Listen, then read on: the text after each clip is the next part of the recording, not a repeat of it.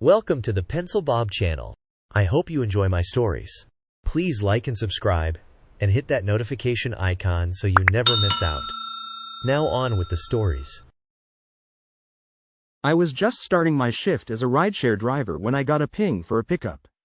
It was a Wednesday afternoon, the sun beating down on the city streets, making the asphalt shimmer.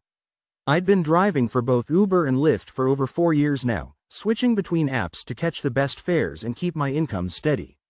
The familiar chime of a new ride request still gave me a little thrill, even after all this time. My ratings were almost perfect on both apps, which I was pretty proud of.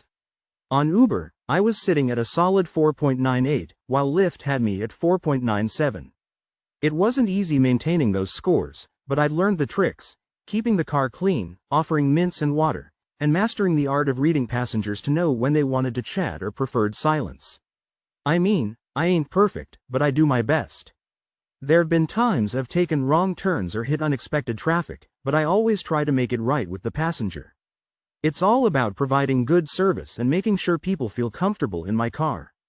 As I pulled out of the parking lot where I'd been waiting for rides, I felt ready for whatever the day might bring. This particular pickup was about to turn into a real mess. Her name probably wasn't Karen, but her actions certainly fit the stereotype. As soon as she slid into the backseat of my car, I could sense an air of entitlement radiating off her. She tossed her designer handbag onto the seat like it was a burden, barely acknowledging me with a distracted wave. The way she spoke, with a sharp tone and an impatient sigh, made it clear that she expected everything to revolve around her. It was as if she believed the world owed her something, and I was just another cog in the machine meant to serve her whims. The moment she opened her mouth to complain about traffic, despite it being a perfectly normal Wednesday afternoon, I knew I was in for a ride filled with demands and complaints. It was one of those moments that made me wish I could have a little chat with her about kindness and respect, but instead, I just gripped the steering wheel tighter and prepared for whatever came next. But I am getting ahead of myself. I pulled up to the pickup location and waited, and waited, and waited some more. 5 minutes passed, then 10. I was about to cancel the ride when this woman finally came out. She was dressed in business attire, looking all fancy and important. But being late? That's just rude. Sorry I'm late, she said as she climbed into the back seat. Traffic was terrible. I bit my tongue. There wasn't any traffic. I'd been sitting there watching the empty street for the past 10 minutes. But whatever, I thought. Let's just get this ride over with. No problem, I lied, forcing a smile. Where to? She gave me the address of some big corporate building downtown. As we started driving, I could hear her rustling around in her bag. I glanced in the rearview mirror and saw her pull out a can of Red Bull. Now, I gotta tell you about my car. It's new, like brand spanking new. I'd only had it for a couple weeks, and the interior was pristine. White leather seats that looked like they belonged in a fancy showroom, not a rideshare vehicle. But hey, I take pride in my work, you know? So when I saw that Red Bull, my heart started racing. I wanted to say something, but I didn't want to come off as rude. Maybe she'd be careful, I thought. Maybe she'd wait until we got to her destination. Nope, not even a minute later, I heard the unmistakable sound of liquid splashing. I looked in the mirror again and saw her frantically trying to mop up the spilled energy drink with her bare hands. Oh my God, I'm so sorry, she exclaimed, her voice filled with panic. I took a deep breath, trying to keep my cool. It's okay, I said, even though it really wasn't.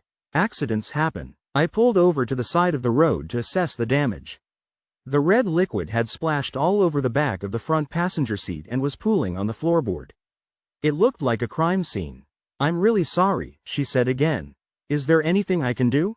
I thought for a moment. Yeah, actually, could you go into that store over there and see if they have any paper towels or something we could use to clean this up? She nodded and hurried into the nearby convenience store. While she was gone, I tried my best to soak up some of the liquid with some napkins I had in the glove compartment.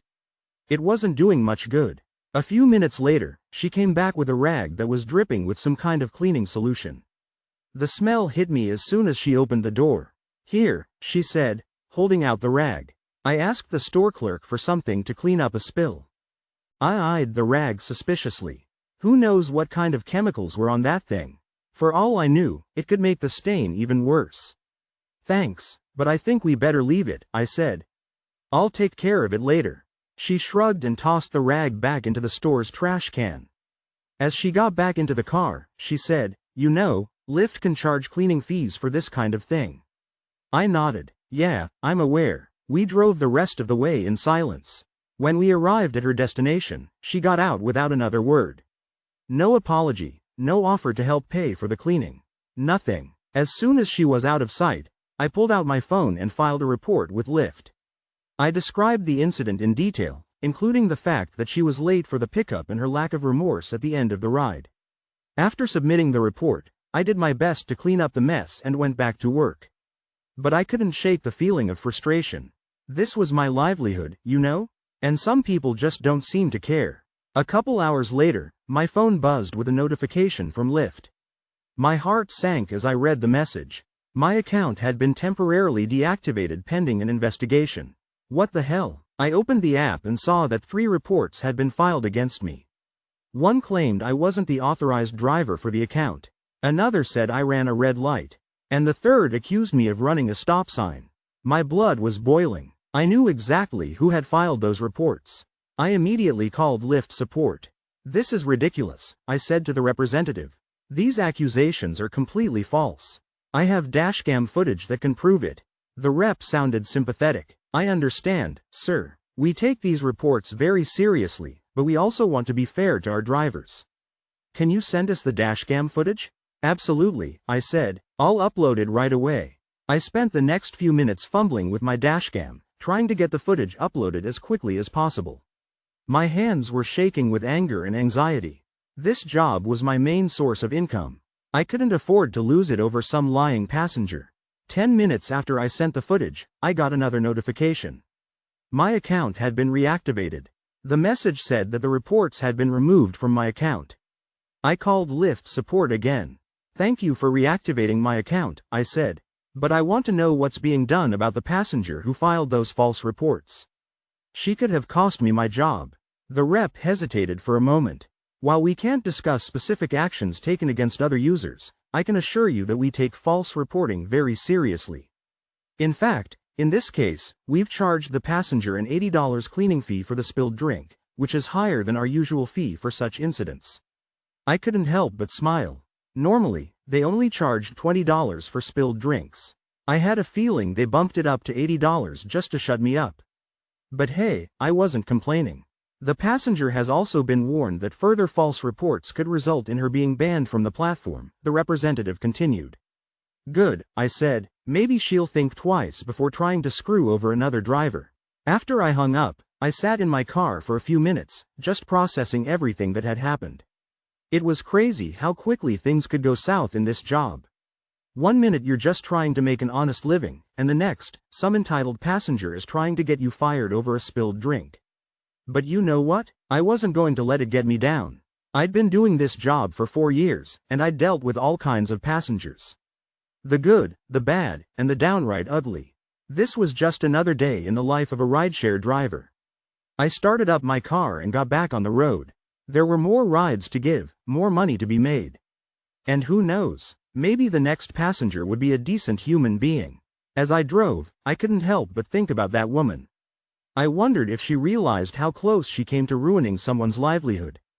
Did she care? Probably not, but at least she got hit with that $80 cleaning fee. Maybe that would make her think twice next time. The rest of my shift was pretty uneventful. A few airport runs, a couple of drunk college kids heading to a party, the usual stuff.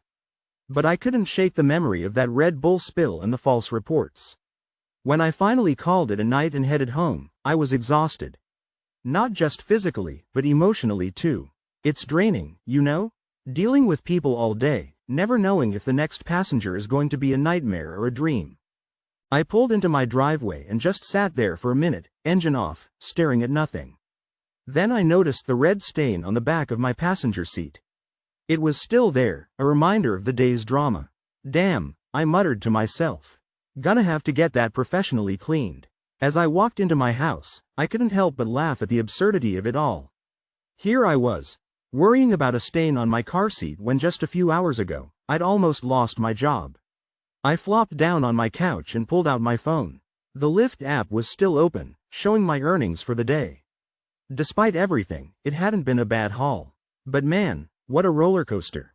I thought about quitting. I really did. For a brief moment, I imagined what it would be like to have a normal 9-to-5 job, where I didn't have to worry about entitled passengers or false accusations. But then I remembered all the good passengers I'd had over the years. The interesting conversations, the grateful airport travelers, the late-night revelers who trusted me to get them home safely. For every bad apple, there were dozens of good ones. So yeah, I'd be back out there tomorrow. Because that's what we do, right? We keep going, keep driving, keep hoping that the next ride will be better than the last. As I drifted off to sleep that night, I made a mental note to stock up on some heavy-duty stain remover. Just in case. In this job, you never know what the next day might bring. But one thing's for sure, it's never boring.